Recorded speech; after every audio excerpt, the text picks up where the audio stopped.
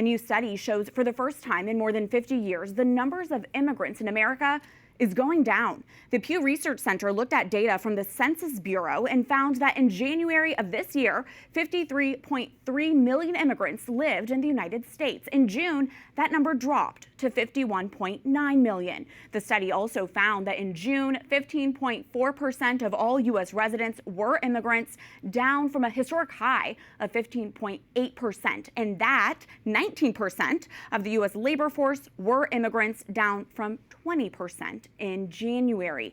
Joining us to talk more about this study is Lora Ries, director of the Border Security and Immigration Center at the Heritage Foundation. Lora, thanks for being with us. The study points to President Trump's immigration policies as well as President Biden's restrictions on asylum applicants last year as reasons for the drop. What do you make of these two causes?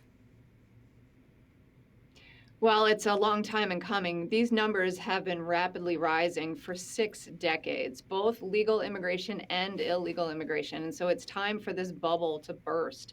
On the illegal side of the equation, we had, before Joe Biden took office, anywhere from 11 to over 20 million illegal aliens living here were the estimates. He quite possibly doubled that number.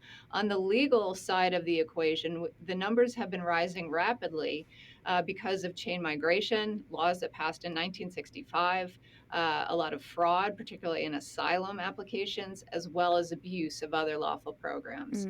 So we need a course correction. And bring us up to speed. Are potential immigrants from other countries currently being discouraged from moving to the United States? Well, we have effectively secured our border, so illegal immigration has suffered a needed blow. Now the issue is interior enforcement and ICE carrying out mass deportations that Americans supported and voted for in November because we have such a large deportable alien population here.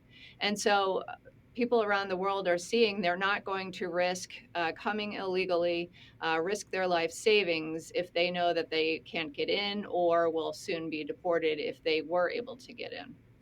We're just, not even a year into the Trump administration right now. Do you see this trend continuing throughout his administration, this term?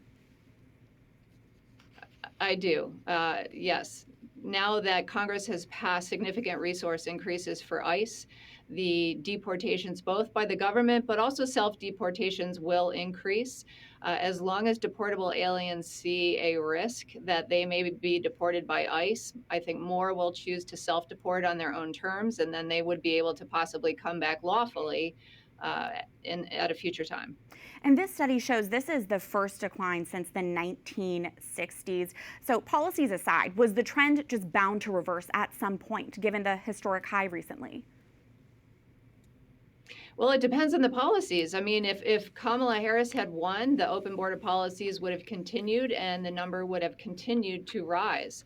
But, Americans got fed up. They got fed up with the crime associated with immigration, the drugs, the fentanyl poisonings, but also the costs.